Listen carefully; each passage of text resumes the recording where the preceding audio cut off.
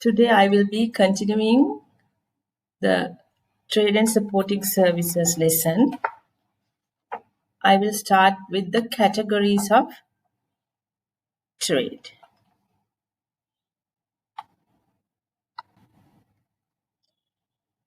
Categories of trade based on the nature of the trade or buying and selling process. Trade can be divided into two main categories as domestic trade and international trade. Domestic trade will further categorized as retail trade and wholesale trade, whereas international trade will be further categorized as import trade and export trade. Let's see the definitions and in detail what these different categories of trade are.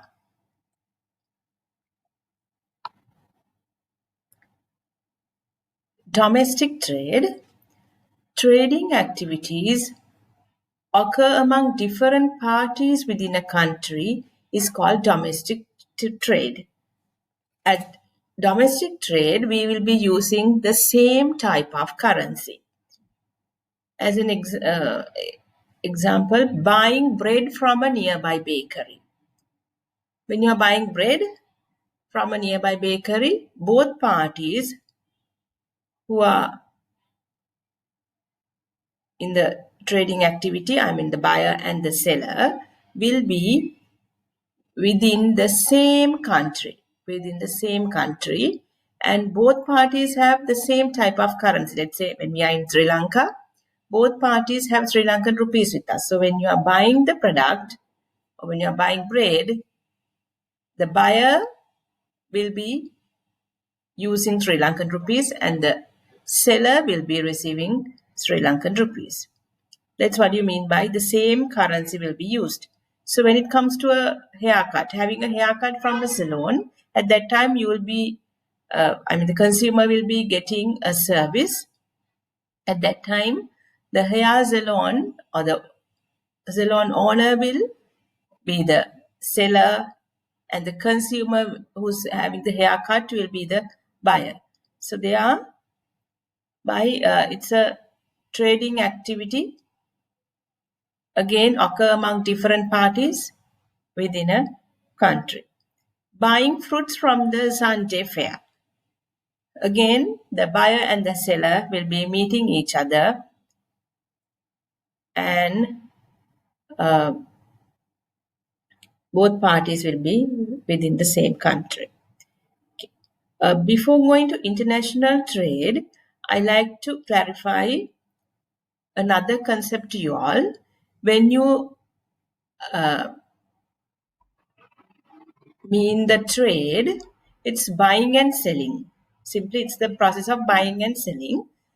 But always, this doesn't have to have a physical existence. I mean, the buyer and the seller must not meet face to face each other at the time of occurring the transaction. Now, when it comes to domestic trade, most of the time, the buyer and the seller will be meeting each other. But again, when at present, all over the world, even within countries, online trading is taking place a lot. So thereby, when you do online trading, the buyer and the seller won't meet each other physically, but that also a process of buying and selling. So thereby, trade can be the physical meet of the buyer and seller, or it can be in any other form. Always, it doesn't have to be a physical meeting of each other. I hope you all are clear with that. Okay, then when it comes to international trade, the second category of trade is the international trade. The definition is trade carried out between two or more countries is called international trade. Under international trade, where you will be using, the consumers and the buyer and the seller will be using different types of currencies. That's the difference between the domestic trade and the international trade. In domestic trade, the same currency will be used by both parties. In international trade, different currencies will be used. So trade carried out between two or more countries is known as the international trade. Okay, as an example, let's say purchasing a motor vehicle by a Sri Lankan from Japan. So the buyer will be in Sri Lanka and the seller will be in Japan. So the trade is taking place in between two different countries, according to this example. Then ordering goods and services by a Sri Lankan from other countries in terms of online shopping. Here, the Sri Lankan is in Sri Lanka, the buyer is in Sri Lanka, the person who's ordering the goods, and the ordering goods and services by Sri Lanka from other countries. And the seller will be most probably in any other country out of Sri Lanka. So let's say we are ordering some saris from India online basis or through online shopping. So the buyer will be in Sri Lanka and the seller will be in India. So again, you can order some books online from USA. So then the buyer will be in Sri Lanka and the seller will be in USA. So like that, ordering goods and services by Sri Lankan from other countries in terms of online shopping can be an example for international trade. But the same online shopping can be taken place within a country. If you are in Kandy and if you want to order some goods from Colombo, let's say a pair of shoes. So the buyer and the seller, both parties will be within the same country. Both parties will be in Sri Lanka. But when you do it using the online system, online basis, the buyer will be in a different place and the seller will be in different place, but again both are within the same country. I hope you all are clear with that. Then domestic trade is one type of trade and international trade is the other type. So as I have shown you earlier, domestic trade again divided into retail and wholesale. Let's see what this retail and wholesale are. Basically, this retail trade and wholesale trade will be differ based on the objective of trade. Based on the objective or the purpose of trade will differentiate retail trade from the wholesale trade. So let's see what the retail trade is. Selling goods and services for final consumption is known as retail trade. Selling goods and services for final consumption. After the buying process, there's no other intention. The only intention will be to consume it by the buyer who owns the good. As an example, Nimal buys 50 kilograms of rice for charity purposes. So at this time, Nimal has bought 50 kilograms of rice, a higher quantity, but he has been used it for charity. Let's say under a situation like this COVID-19 pandemic, Nimal must have bought it to distribute for the poor people, for the low-income people in the country. So it's charity purpose. After receiving this 50 kilos of rice by the poor people, they will be used it for their final consumption. So thereby, even though the quantity is higher, it doesn't mean that it will be an example for wholesale trade. you have to look at the objective of purchasing the good by the buyer.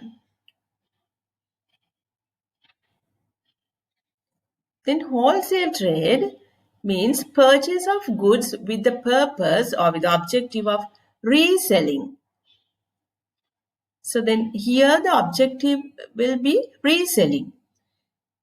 As an example, someone buys 50 kilograms of rice for his retail shop. Someone has purchased 50 kilos of rice for his retail shop. His intention is to, or the objective is to resell it and earn a profit out of that. So even though the same 50 kilograms of the rice is used by someone, the objective is totally different from the earlier Nimal's example.